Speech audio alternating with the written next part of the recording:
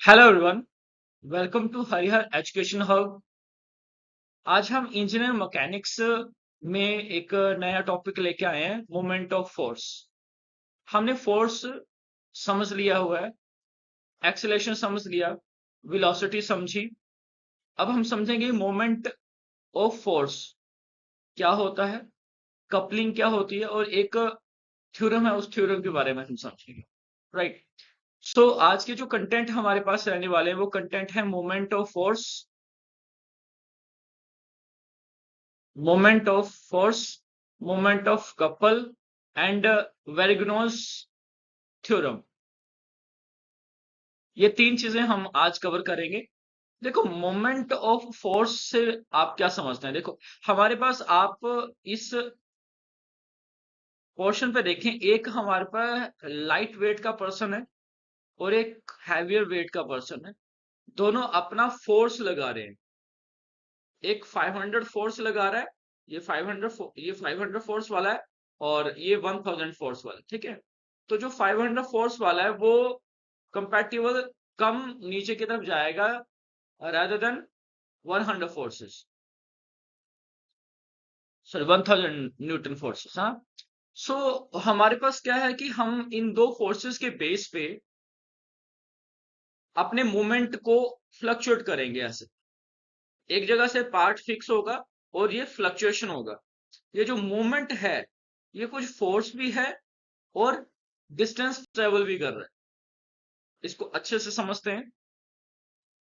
Moment of force होता क्या है? बेसिकली लिख रहे हैं, moment of force is the measure of tendency of the force of rigid rotate a rigid body, rotate a rigid body.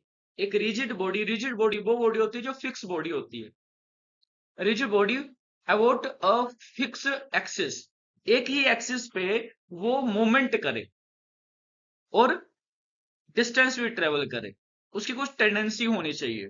For example, हमारे पास यहाँ पे फोर्स क्या है? ये वाला, हमने किसी पर्सन को यहाँ पे बिठा दिया है, उसका अपना भार है, उस अपना फोर्स है, एंड वो कुछ डिस्टेंस ट्रेवल भी कर रहा है। वो फोर्स के साथ साथ डिस्टेंस को ट्रेवल भी कर रहा है। That is the moment is equal to force and displacement. So moment is calculated in two way. Basically moment दो वे में कैलकुलेट की जाती है। One is the scalar calculation and second is the vector calculation. हम scalar calculation की ही अभी बात करेंगे, वेक्टर कैलकुलेशन की अभी हम डिस्कशन नहीं करेंगे क्योंकि वेक्टर कैलकुलेशन जो है वो आगे का टॉपिक है। हम फिलहाल स्केलर कैलकुलेशन की बात करेंगे, ठीक है। So moment is the force of tendency of an force to rotate a rigid body about fix axis. एक एक्सिस में किसी रिजिड बॉडी को रोटेट करना है और उसे कुछ टेंडेंसी देनी है कि वो डिस्टेंस भी मेजर करे, तो वो क्या होता है? फोर्स। राइट। अब इसको एक एग्जांपल के फॉर्म में समझते हैं। मान लो कि हमारे पास एक रिजिड बॉडी है, this is the rigid body, this complete is a rigid body, and इस रिजिड बॉडी में हमारे पास जो फोर्स लग रही है that is the, this is the force, है ना। This point is forcing, this complete is force. अब इस फोर्स का जो ये इंपैक्ट है इसको बोलते हैं line of interaction. Line of interaction कि कहां पे उसका असर पड़ रहा है, उस फोर्स का कहां तक असर पड़ रहा है। अब एग्जांपल ऐसी है कि हमारे पास एक पॉइंट है, उस पॉइंट से, हाँ, परपेंडिकुलर जो लाइन बन रही है वो इस फोर्स के ऊपर पड़ रही है। So what is the value of M O? What is the value of M O? M O mean moment of O point. Moment of O point is equal to force multiply displacement या distance. Okay. And हम इसको समझे कि ये clockwise direction की तरफ movement कराएगा या काउंटर क्लॉकवाइज एंटी क्लॉकवाइज की डायरेक्शन की तरफ मूवमेंट कराएगा, तो उसको समझे। जब हमारे पास जो पॉइंट होता है, जो फिक्स पॉइंट है, उस पॉइंट पे हम अपना थंब रख लेते हैं। अब जैसे हमने थंब रखा और थंब को रोटेट किया, तो थंब हमारा कहाँ है? इस पॉइंट पे। हमने इसको रोटेट किया फोर्स की तरफ, तो ये डायरेक्शन कौन सी होगी? ये डायरेक्शन कौन सी है? Anti clockwise. तो हमारा जो मोमेंट ऑफ फोर्स होता है वो एंटी क्लॉकवाइज डायरेक्शन की तरफ इंपैक्ट डालता है, and it translate body and rotate the body. ये ट्रांसलेट भी करता है बॉडी को और रोटेट भी करता है। ट्रांसलेट मतलब ये फोर्स जो है इसको कुछ तो ट्रांसलेट करा रही है आगे की तरफ, एंड ये मूवमेंट भी दे रहा है। दिस इज द मूवमेंट, ये मूवमेंट भी दे रहा है। So in this equation d is denoted by the perpendicular distance of f from point O, from point O।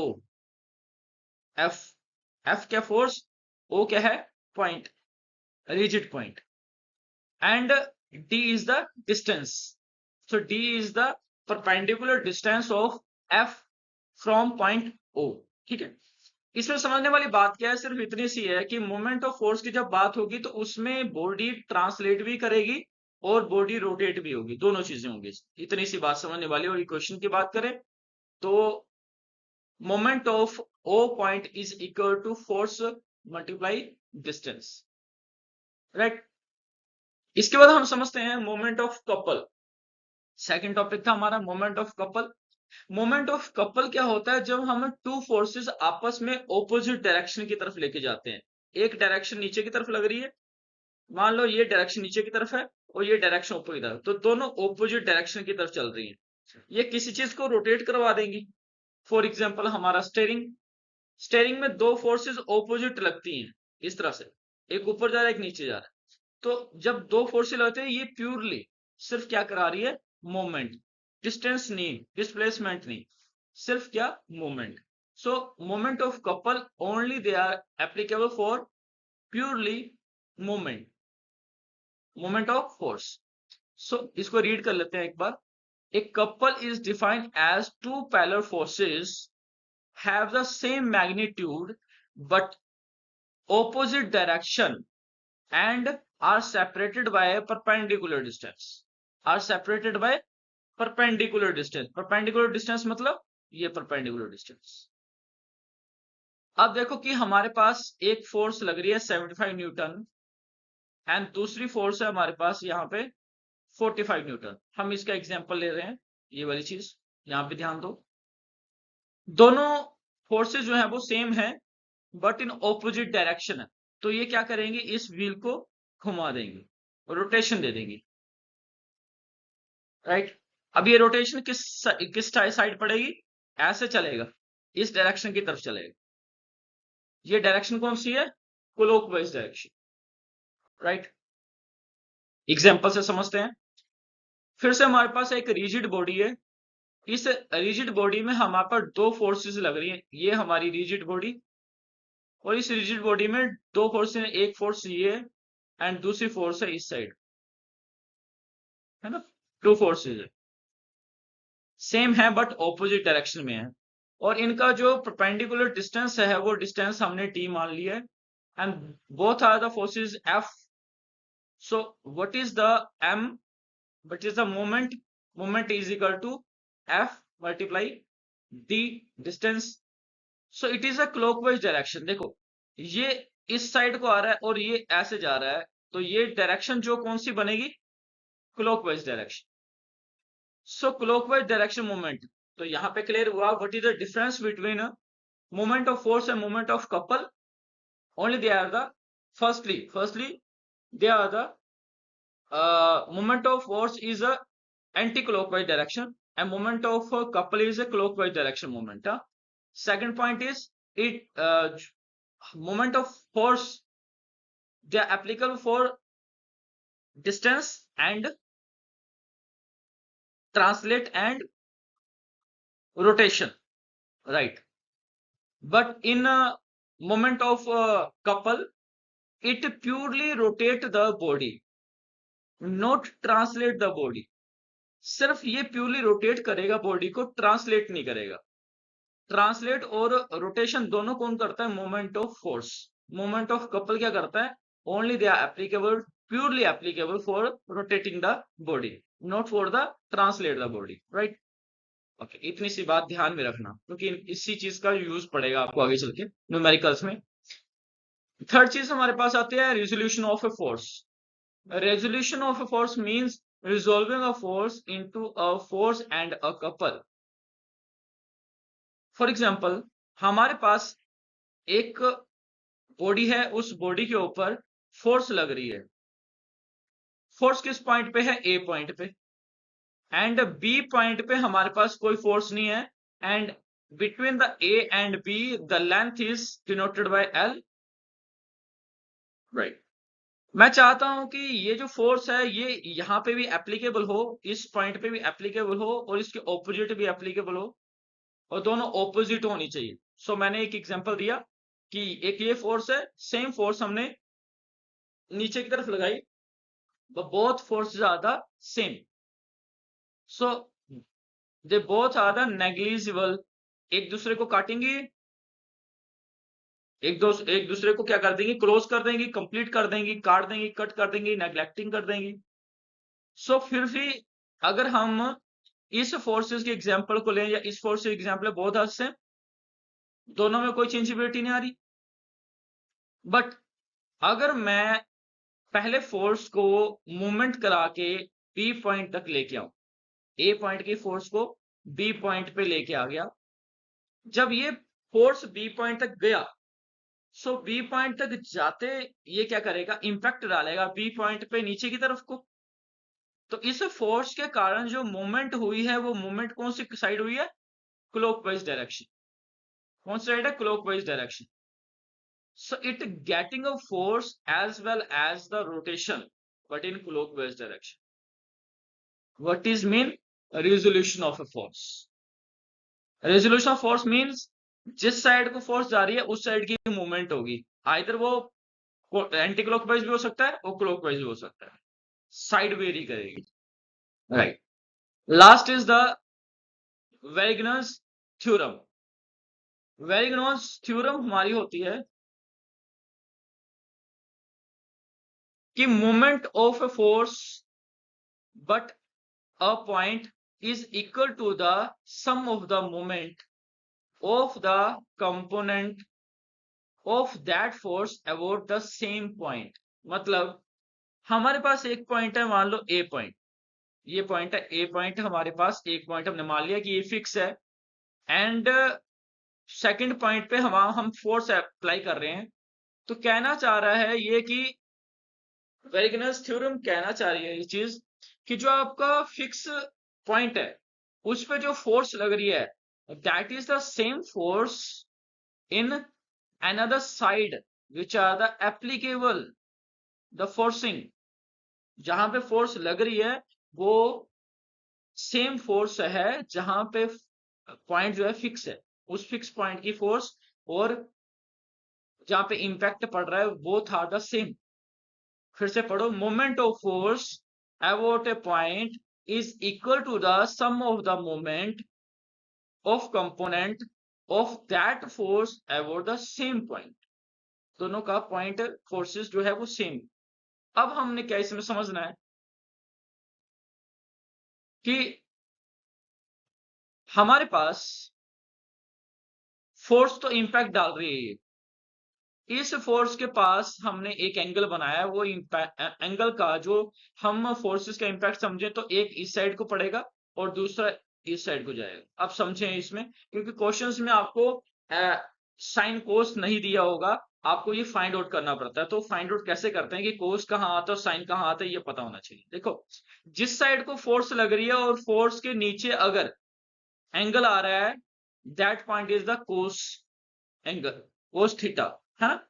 तो cos theta mean F force, F cos theta, तो F cos 30 degree. जिस side को force लग रही है that point is the cos point. So what is the angle of that point? Cos theta. And what is the force of that point? F cos theta. And what is the value of theta? In this example, the value of theta is 30 degree. Okay. Another side, sine. So what is the value of the sine force? F sine 30 degree। जिस side को force लगे, जिस side को angle बना, उस side को force हमने applicable की तो साइन है, और अगर अनदर साइड जाएंगे तो वो सॉरी जिस साइड को फोर्स लग रही है उस साइड को इम्पैक्ट पड़ रहा है, उस साइड की फोर्स होती है कोस और अनदर साइड की होती है साइन, राइट। सो अब इस फोर्स में क्या हो रहा है कि जब ये फोर्स नीचे की तरफ जा रही है और इम्पैक्ट डाल रही है तो किस पे इम्पैक्ट ज्यादा डल रहा है, इस पॉइंट पे। मतलब ये डिस्टेंस है यहां से, इस पॉइंट से यहां से लेके इस पॉइंट तक का जो डिस्टेंस दिया है वो कितना दिया है, 4 मीटर। एंड ए पॉइंट से लेके इस पॉइंट तक का जो डिस्टेंस है वो कितना है, 3 मीटर। समझे इसको। जब फोर्स हमारी नीचे की तरफ जा रही है तो वो क्या बना रही है, F cos 30 degree multiply by 4, and जब एफ साइन 30 की बात आ रही है तो ये क्या बना रही है, anti clockwise direction, anti clockwise direction. So minus, anti clockwise direction mean minus. So मैंने लिख दिया इधर, this sign is the minus F sine 30, F sine 30 multiply 3 metre multiply by 3 metre. ये लिखा ना, F sine 30 multiply by 3 metre.